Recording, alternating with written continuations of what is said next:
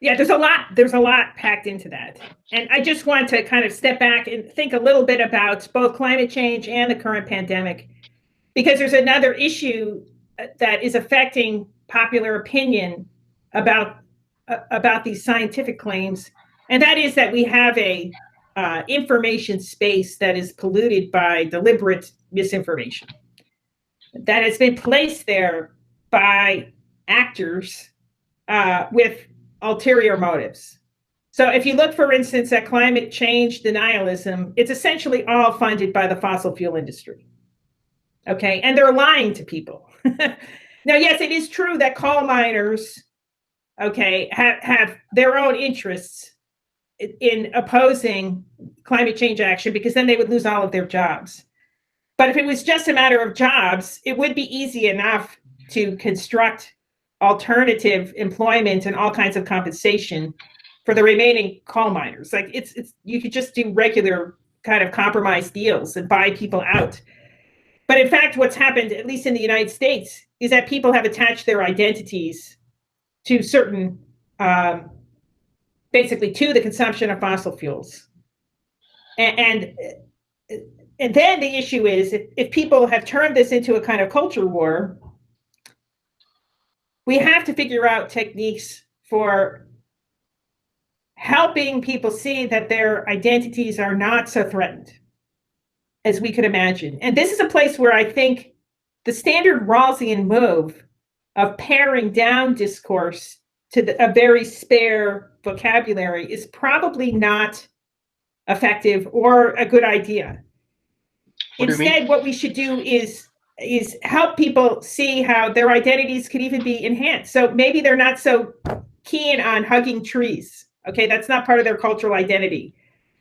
But they do like, in America, the climate change deniers would really love to be entrepreneurs and making money on their own. Okay, so what you pitch to them is, let everyone have solar power on their roofs, and then you could make money. Instead of having to pay these utility companies, they pay you. That's very appealing. In fact, it's wildly popular. If you look at who's installed solar, it's like people in Arizona and Florida. A lot of Republicans live there. Right? Or if you look at wind power, the greatest installations of wind power in the United States are in Texas, the great oil state. Okay, because there's money to be made by siting a wind turbine on your ranch. A lot of money. That's the way to defeat denial politically. But in a theoretical level, what do you think about the weight of scientific arguments in political deliberation? Yes. So look, people are capable of recognizing that there are certain questions that they don't have the expertise to answer. Yeah. And it's not contrary to democracy, as long as these experts, like Dr. Fauci, right, they have to support their arguments by means of published knowledge that anybody could, even if they can't read the papers, they can at least vet who's writing the papers by, checking to seeing whether it's just some crackpot or research that actually has empirical support. You see what I'm saying? A second order assessment. The second order assessment. My problem is that if you are an anti-vaccine group, for example, and you only talk with your own friends in a Facebook group, let's say, you don't go through that second order assessment process. You just are in a sort of an echo chamber, in a bubble. Yeah, I understand that. And then, you see, that's why I think for cases like that, you have people who have been exposed to a deliberately distorted information environment. Okay. And so they've been deceived in certain ways. And then we have to approach the question as one of democratic communication.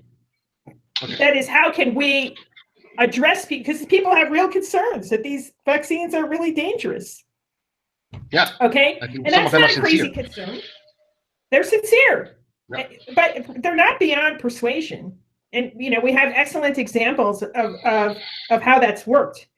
But you do have to win their trust, and that requires treating people like that with respect and listening carefully to their concerns. You can't just sort of impose something on them or call them stupid because they believe something that's false. There are other ways to approach this that are democratic and respectful, and that are capable of winning trust.